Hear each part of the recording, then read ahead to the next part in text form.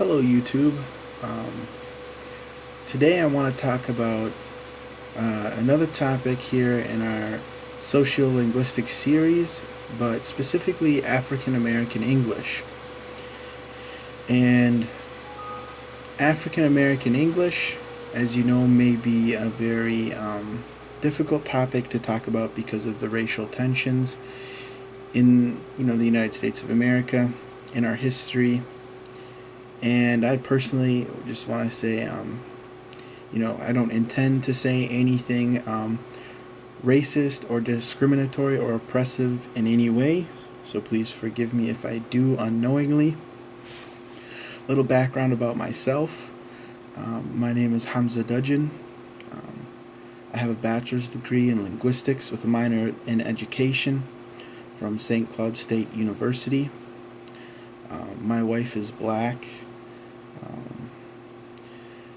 In my studies at St. Cloud State University, I focused mainly on applied linguistics, specifically for teaching English as a second language.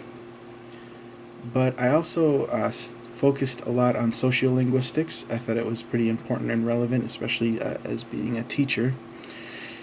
And I studied a lot on historical linguistics, etymology, phonetics, phonology, and syntax, and many various things, but I focused, I think, more heavily on those. And I took a class called American English, which was a sociolinguistics class based, talking about the different dialects in American English. And the textbook that we used was from Walt Wolfram. See right here, American English. And it has a whole entire chapter on African American English. And for my final paper for that class, I wrote I believe it was a 20-page paper on African American English. And one of the main books I used was Black English and Talkin' and Testifying. And so both of those books are specifically on African American English. They're very, very cheap. You can find them on Amazon. I think I literally bought Black English for 99 cents on Amazon. Talking and Testifying is also going to be, extremely cheap. They're widely printed, widely distributed. So very commonly found books. Today what I want to talk about here firstly is, where did African American English come from? Where did it originate? Where did it first start? How did it first start? How did it come about? And so there's 4 different theories as to where African American English, where and how it originated. So I'm going to start with them in a chronological order. So the first one is the Anglicist hypothesis. And the Anglicist hypothesis basically was that African Americans learned the language of the white man, of their captors and slave owners, slave traders. And so they, may retain minor traces of these older English dialects, which is why they kind of have some unique grammatical structures and different ways of saying things. And so they simply learned the regional and social varieties of the surrounding white speakers. And proponents of this theory tended to say that African Americans spoke the way they did, mostly because they were uneducated. And this was a theory that was most popular in the 1950s and 1960s. It was propagated that time, just before the civil rights movement of Martin Luther King Jr. and Malcolm X and the likes. And to me, I thought, this was a very racist theory. They didn't put a lot of thought into this, which is why it is pretty much a theory that is lost in history. It's an archaic theory. No legitimate linguist really believes it. So in the 70s, we had a new hypothesis, a new theory that developed, which is still the most common and most dominant theory among linguists. Um, it's still, I would say, the most popular and to me the most believable theory. I'm a proponent of this theory, and so are the authors of Talking and Testifying in Black English, and it is the Creolist hypothesis. And that is that African American English, or AAE for short, developed from a Creole version of English. So, as we know, Africans were captured as slaves from various West African countries and even some other countries, and they were sold to white slave traders. And these white slave traders, this was their job. This was their career. They did this for a living. Some of them might have done this for 40 or 50 years. And they knew all the ins and outs of how this industry worked. And so, these human beings that they treated as merchandise or as cattle or the likes, they did not want them to usurp them. They did not want a mutiny. They did not want a slave uprising or, a slave rebellion. And they were quite familiar with the different countries, tribes, and peoples of West Africa. And they could quickly identify who was from what tribe or what ethnicity and what language. And so they would purposely separate them so that they all spoke different languages, were from different tribes, and could not communicate with each other. So all the slaves that they put together on one ship really couldn't communicate with each other. And if you've ever seen, like the Hollywood movie series Roots, I think they're doing a remake on it through Hulu. But the original one showed that, I think in a pretty good detail, how they were separated linguistically. And so when they arrived in the Caribbean, which is usually where the slave traders would drop the slaves off before they came to America, to the colonies of the United States of America, it was commonly widespread, it's very historically documented. Even still to this day, they spoke a Creole version of English.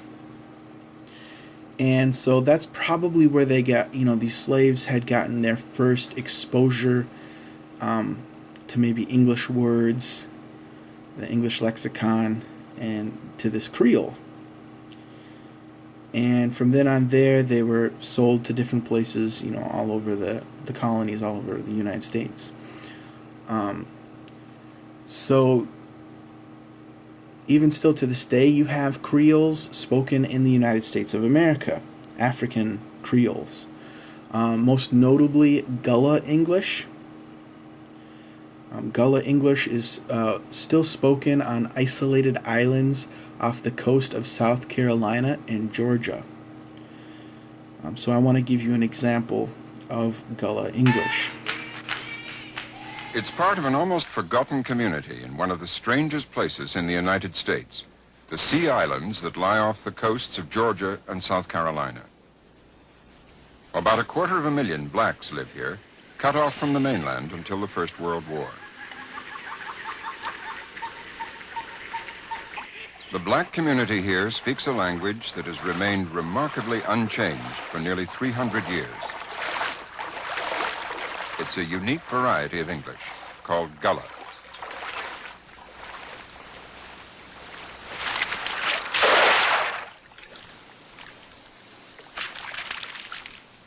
On these islands, it's older people like Benjamin Bligen and his sister Janie Hunter who still speak Gullah. Among black English expressions like I gwine, I getting ready, he fat, you'll hear Gullah words like ashta for oyster and rusty for crab.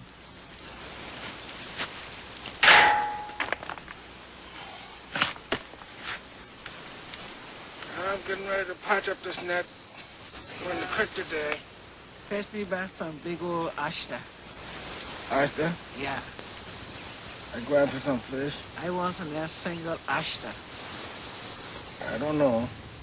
Yeah, if you catch any old rusty, they have one of them big rusty on the back, you know? Rusty and the wife. Rusty and the white, yeah. He's fat too. Yeah, they're fat, man. Fat. They're real fat.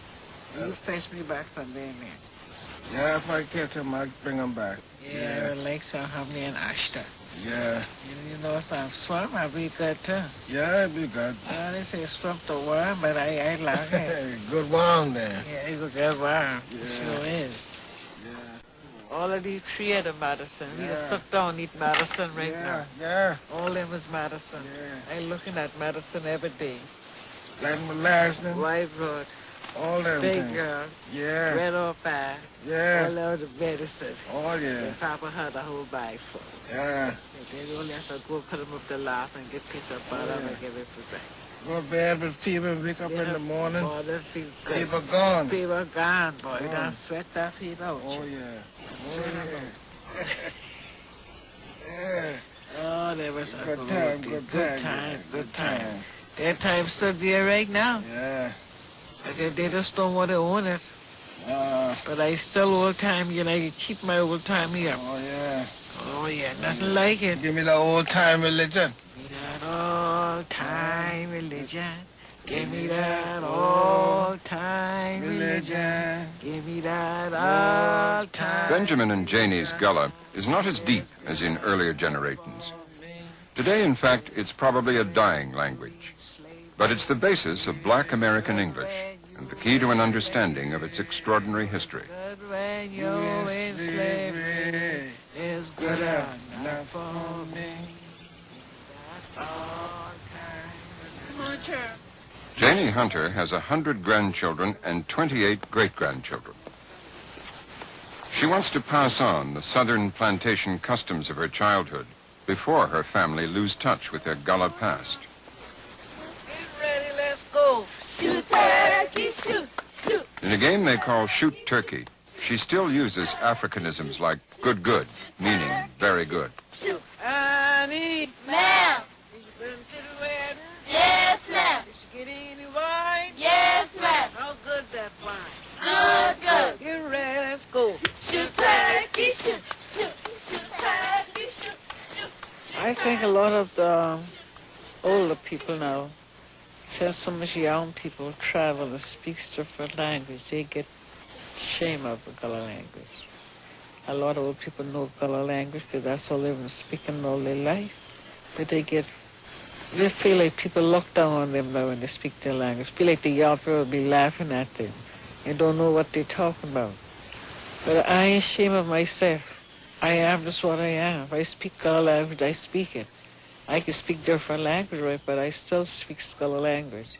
But I want my family to know. That's all was speaking back in slavery time, Gullah language. It's not all American. Part is African. Because I believe that was our home, Africa. That's where all these Gullah languages come from, Africa.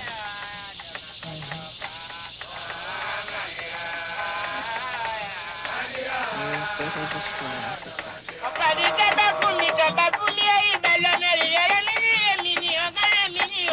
The beginnings of Gullah wind back to the great rivers of Africa, like the Skiarses in Sierra Leone.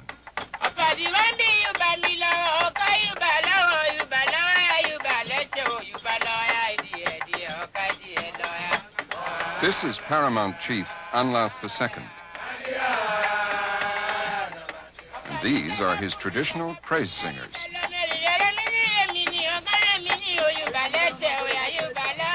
These singers, they are called kagbe. And the instrument they use two congomas. They use iron bars to give sharp sound.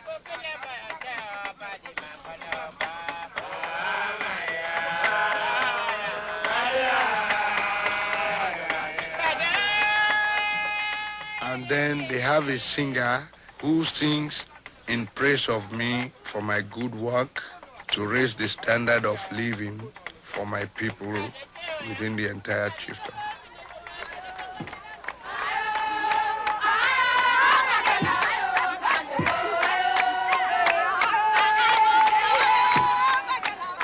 In the tradition of Africa, the chief is also a man of words.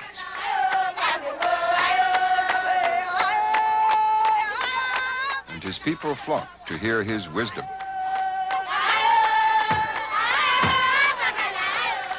Like the congregation in the church, the villagers will greet their chief's pronouncements with ritual responses. The customs of West Africa permeate the oral culture of American blacks.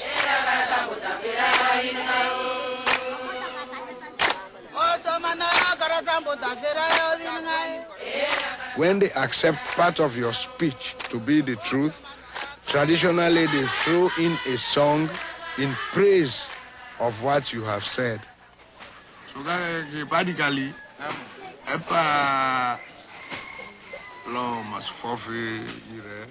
when I told them about people having their interest in their farms and all the rest of it to drive hunger away, they praised me to be a wise paramount chief, that I could see things from afar.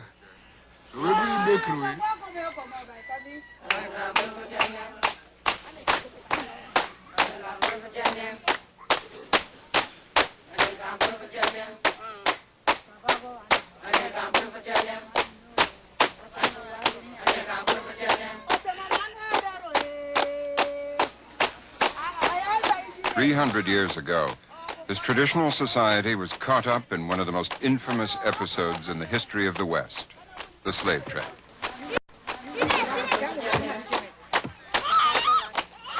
This dreadful traffic in human lives brought English to the tribes of West Africa. British and American slavers trading upriver introduced the English language first to the African middlemen from whom they bought the slaves. They in turn passed English on to the human cargoes in the terrible holds of their ships. Mumbolo has been an upriver trading post ever since the landing of the first slavers. In those days, communication between blacks and whites depended on a new and simplified English, known as Pidgin. Pidgin drew on many sources, African and European. Pickaninny and savvy came from Portuguese. The word pigeon itself may have come from the Chinese mispronunciation of business. The riverboat men, touting for business, still use pidgin English.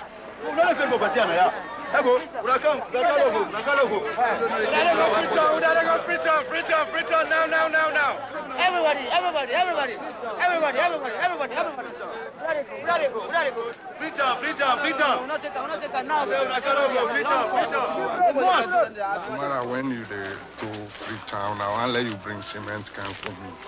Because then road transport business here not look correct. But how much for the bag for pay? Like how many bags? I get 150 bags. Where I want to let you bring can for me.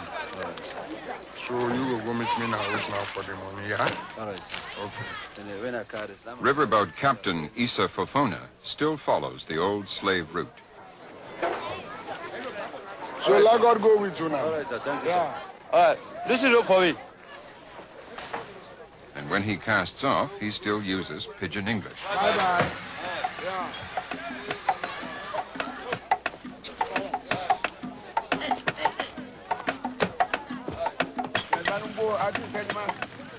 On this river, 6 languages are spoken. On a river like the Congo, as many as 160.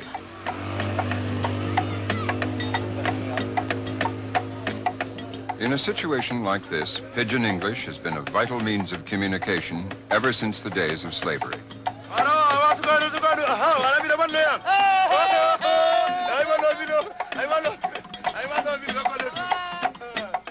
The English Creoles of West Africa are derived from those early pidgins.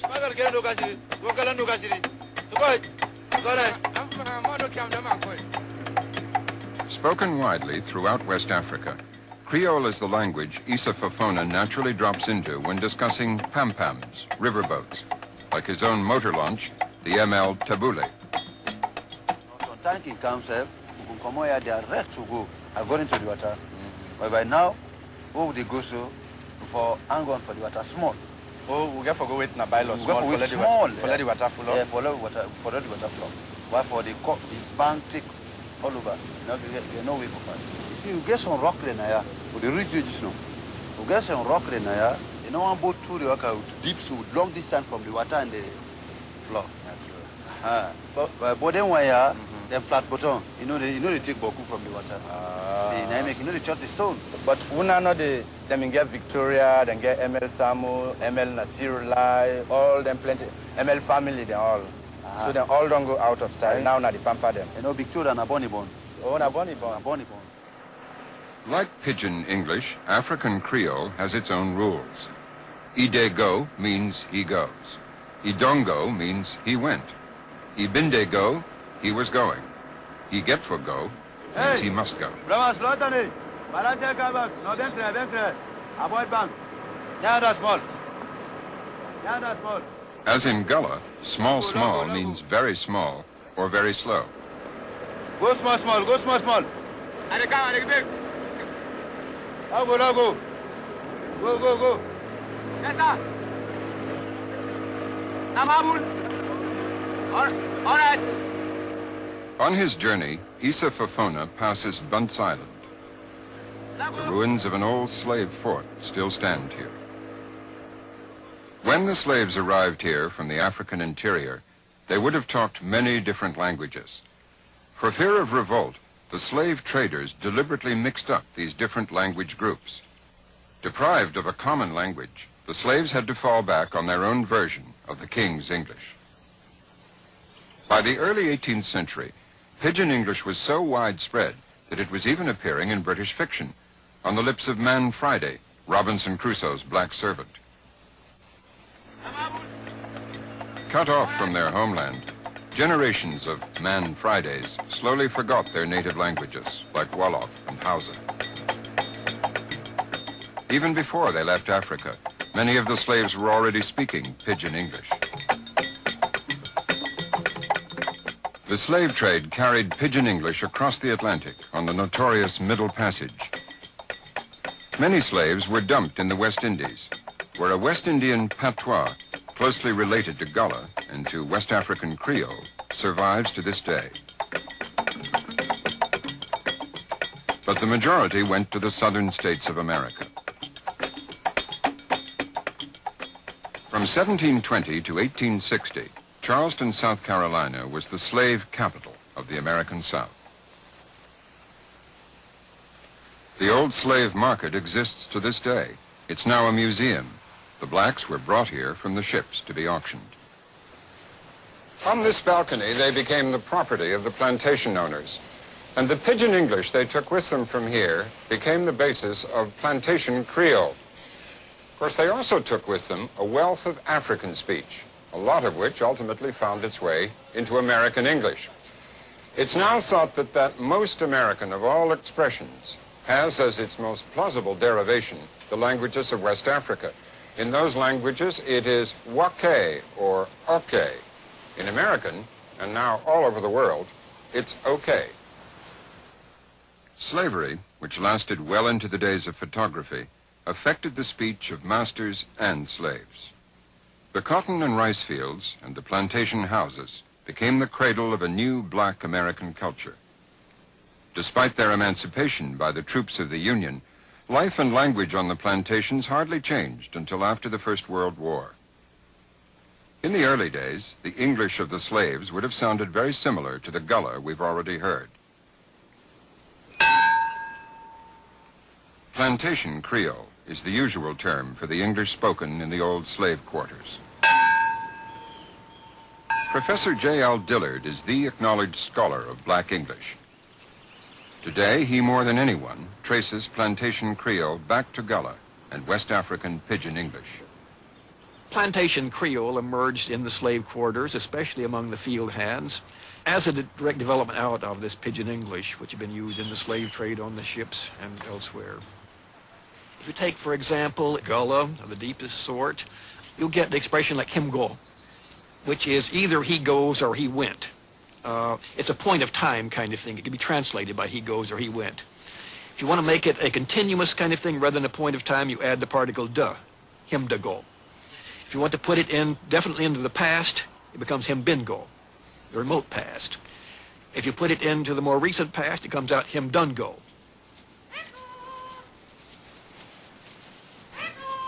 On Middleton Plantation, the speech of an old black servant like Martha DeWeese is full of plantation Creole phrases like I done gone, I goes, and I done feed.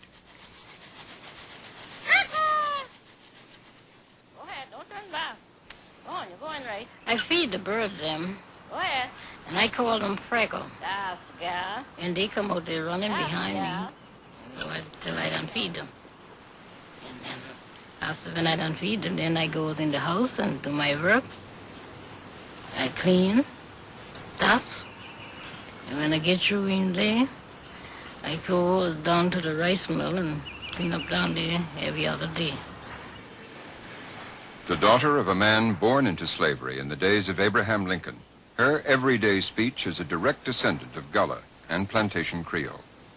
Well, he was 105 when he died. My daddy was born at Milton. Yeah, he was a slave then time. Back in them time, man, he was.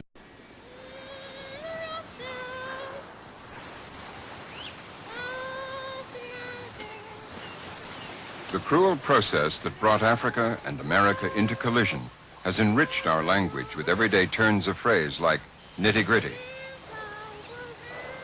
And you can hear the African past in Martha's English when she uses words like voodoo, banana, banjo, or the African word meaning to carry, tote.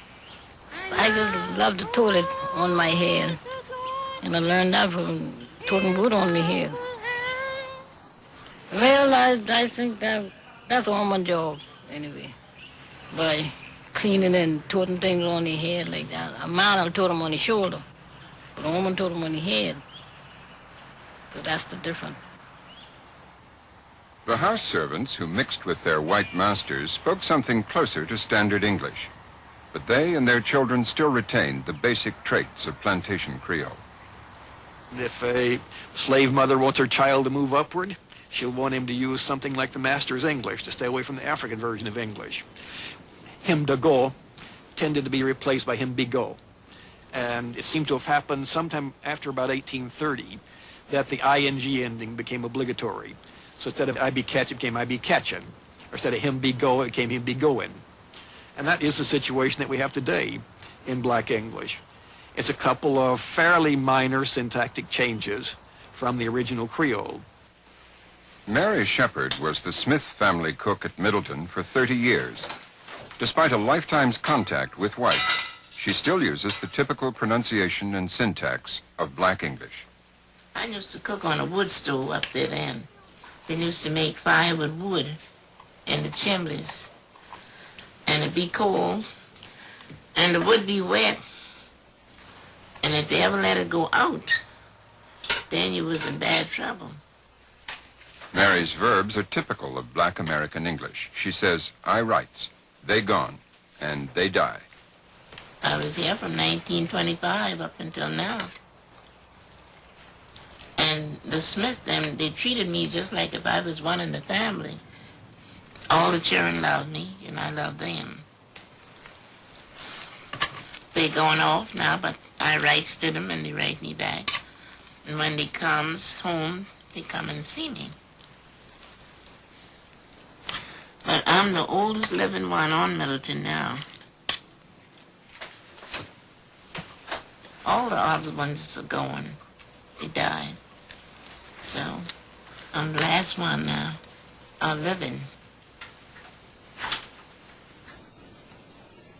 The blacks who lived in the slave quarters on the great estates had a significant effect on their masters. The whites had arrived with the Arliss accent of southern England. Gradually, it was modified by the speech patterns of their slaves, producing the distinctive tones of the southern aristocracy. The youngsters, when they were at their formative years in terms of language, were given play children.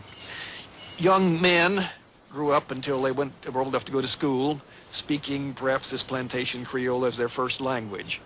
In many cases, the southern plantation families were somewhat embarrassed by it, and they sent the young boys away. They sent them to England even, or somewhere in the north, in order to teach them, quote-unquote, good English. The women in the plantation south, on the other hand, were not considered to be educable. There's no need for them to know anything except sewing and cooking and maybe music. And they very often kept something very much closer to this plantation Creole. The Southern Belle was very elegant. Inside, she had servants to do everything for her. And each weekend, they'd have a ball. When she'd go to the ball, she'd get out her finest clothing, and she'd try to make a grand entrance. She'd want to beat the rest of the ladies out. She'd try to be the prettiest one there. Charles Dickens said that the women of the aristocratic families in the South spoke exactly like the blacks. Now, Dickens liked to exaggerate a little bit. He liked to exaggerate especially to make fun of Americans. But there's some truth to it. They're accurate observations. So, simply put, the Creolist hypothesis basically states that you had Africans, and even though they were from different linguistic groups, their languages were linguistically related, belonged to a lot of the same language families. They basically they had African pronunciation, African grammar, and they had supplanted it with an English lexicon, English vocabulary. So they used these English words to communicate, but their grammar and pronunciation were still very much from their African languages. And but their lexicon wasn't completely supplanted, as even to this day there are still a lot of West African words in African American English, and I'll give you some examples later on.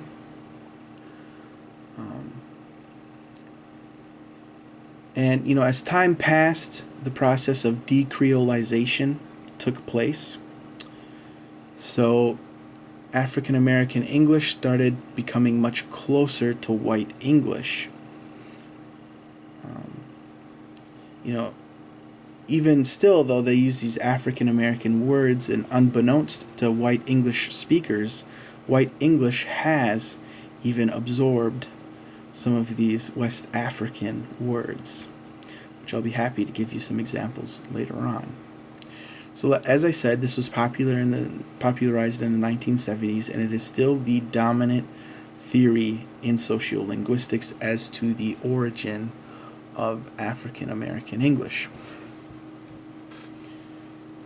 In the 1980s, some linguists had discovered some old recordings of slaves speaking, and from the 1800s, and also some writings from semi-literate slaves that suggested they spoke a more white variety of English than previously thought, and not a Creole. And therefore some linguists revived the Anglican theory based on this new evidence, and they called it the Neo-Anglican Hypothesis. And then in the early 2000s, Walt Wolfram, the author of the book I showed you previously, propagated the substrate hypothesis. And I like to think of this theory as a fusion between the Creole and Neo-Anglican theory. It upholds that AE was a dialect of English, but always remained a distinct dialect, probably heavily influenced from the Creoles that it came in contact with, the African Creoles. So those are the four main hypotheses, four main theories about where African American English originated from. So I want to show you just some basic examples of some features of African American English. So some distinguishing features of vernacular African American English. Habitual B, for habitual or intermittent activity. Sometimes my ears be itching. She don't usually be there. Absence of copula for contracted forms of is and are. She nice. They actin' all strange. Present tense, third person, s, absence. She walk. Instead of she walks, she walk. She raise. And the possessive s, absence. Man hat instead of man's hat.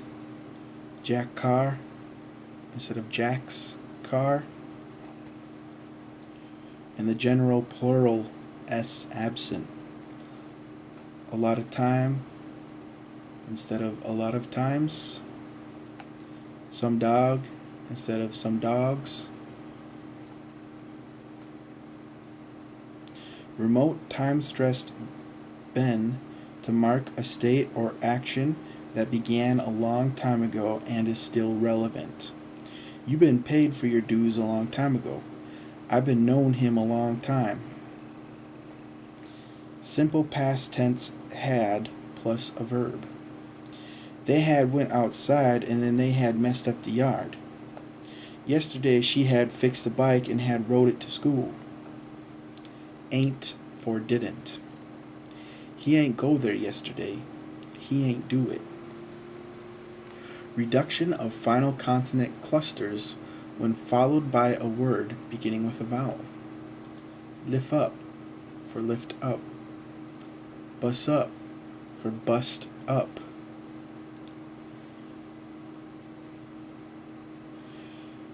So SKR for STR, initial clusters. Screet for street. Scrape for straight. Use of F and V for final TH. Tooth for tooth. Smooth for smooth.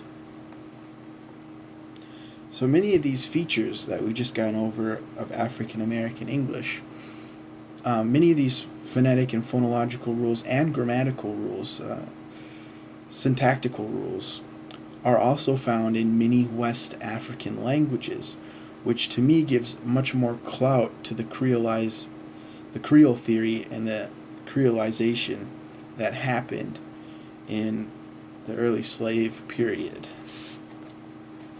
And I'm also going to give you some examples of some words in African American English and some grammatical structures and different pronunciations and things like that that have come directly from African languages, and I will cite which African languages they come from.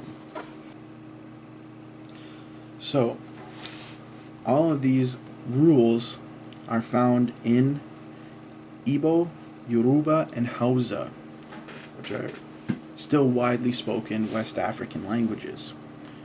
So a grammar and structural rule in West African languages is that the repetition of noun subject with the pronoun. And in African American English, this takes the form of, my father, he worked there. Instead of my father works there, my father, he worked there. Question patterns without do. Same form of noun for singular or plural. What it come to? 1 boy? 5 boy? No tense indicated in verb. Emphasis on manner or character of action. I know it good when he asked me. Same verb form for all subjects. I know, you know, he know, we know, they know. No consonant pairs. Just for just. Men for mend. Rat or rat for right. Time for time. Mau for more, or mo for more. So a few long vowels or diphthongs. And there is no R sound or TH sound typically in African American English and in these West African languages. And so also one of the things that they do is they will substitute D or F for TH sound. For south, and dis for this. So those are directly grammatical, phonetic, phonological, syntactical, and phonetic